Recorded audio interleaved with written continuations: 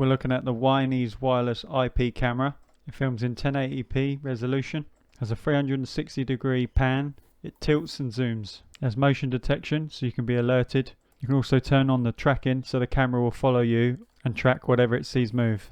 This camera is for indoor use and it will record during the day or during the night with the infrared light. This camera also has two-way audio so you can hear sound and also press the mic button which will play your voice out of the speaker. On the camera here we have the reset button and the option to add a micro SD card. The maximum size SD card is 512 gigabytes. On the back here it looks like we have the speaker. This will play out your voice or alarm if you set it to do so. On the bottom of the camera we have a QR code which will scan later when setting up the camera with the app.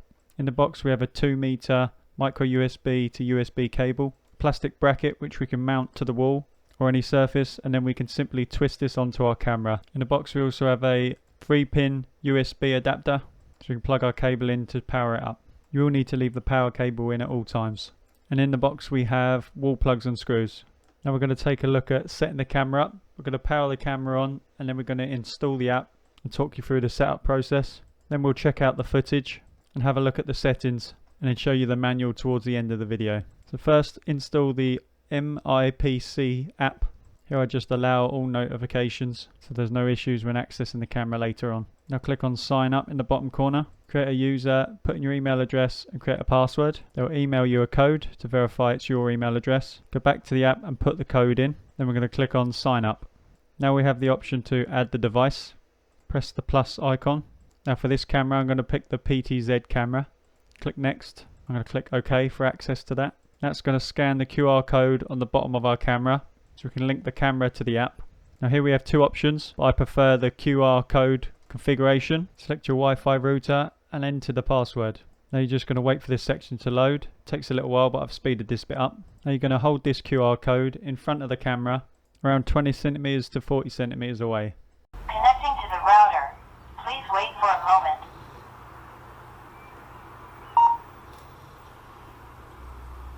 Connecting to the server. Please wait for a moment. Config successfully. So you should hear something like that during the setup. If it doesn't connect at this point, hold down the reset button on the top of the camera and retry. Pick a device name, click finish, then click on the camera image. Now click settings. Here you're going to look to add in a password. Once you fill this in, press next and then confirm. Here you can pay for iCloud storage or just press open later.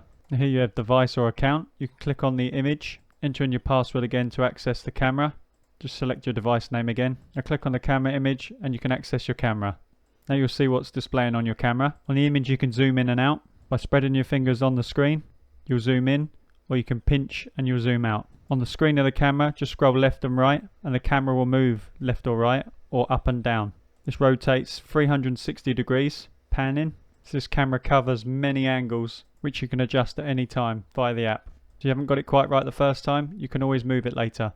And here's me tilting up and down just to show you what it can do. And because you can move this camera remotely from anywhere via your app or set up on your PC, which I'll show you later, you can keep an eye on the kids or your elderly parents or your pets at home, or just to leave on the side as security, because you can set this to have an alarm that goes off once it detects any motion. And here I show you on my phone actually swiping left and right, and the camera will follow your movement. If you tap the screen you see the options to play sound, video record, photo, hold down the mic to speak out and turn on alarm. Now I've changed the settings to track my motion, and here's the camera just detecting movement and following that movement. So wherever I go the camera's going to keep an eye on me and film everything I'm doing. This can be filmed to the storage on the cloud or to the SD card that you've got. The footage can be downloaded to the image section on the phone, and then from your phone app you can then click on to save, which will save to the gallery on your phone, which I'll show you that in a little bit. Here you can see the camera still tracking my movement. So if you have gone onto the setting and clicked tracking like I have here, it will track your movement. If it loses where you've gone, the camera will then return to where you had it set originally before it picked up your movement. Here you can see the infrared as the room is pitch black, and the infrared light covers up to 10 meters. This camera works with a 2.4 gigahertz network. This camera's operating temperature is 14 Fahrenheit to 131 Fahrenheit. You can see the camera has a wide angle view, allowing you to cover more area in the small spaces. Has 110 degree vertical and 355 degree horizontal, allowing us to capture more detail. This camera is also compatible with Alexa. I don't own an Alexa to show you this setup, but the option's there for you. Now we're going to test out the microphone and check the speaker quality, and we'll have a look at some of the options in the settings. Can you hear me loud and clear? Testing the microphone. Testing the microphone. Testing the microphone.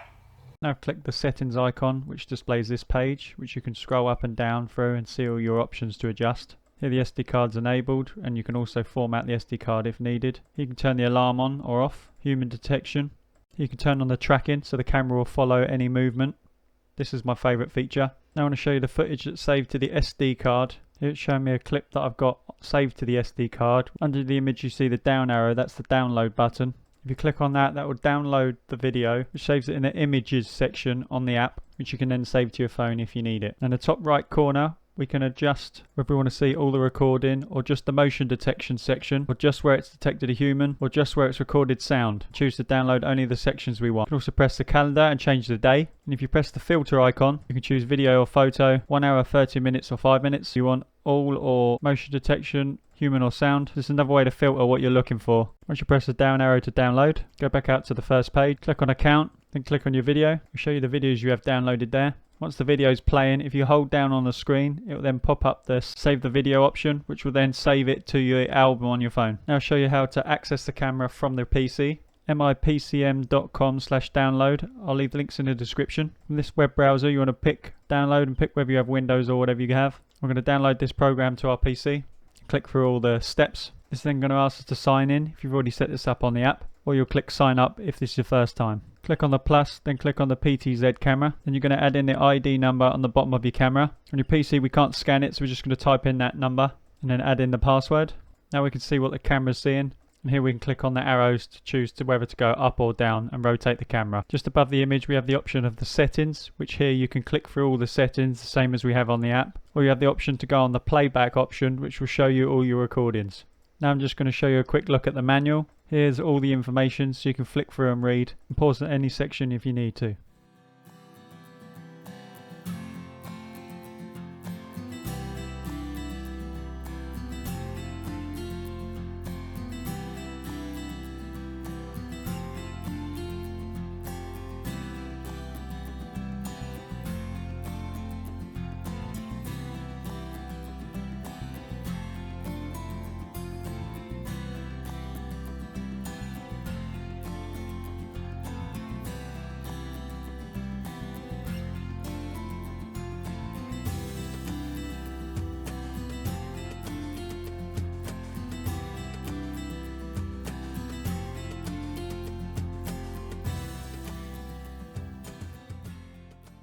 Thanks for watching. I'll leave links and information in the description below. If you have any questions or just want to tell me of other good cameras, leave it in the comments section. Subscribe and like. Welcome to the channel, and I'll see you in the next one.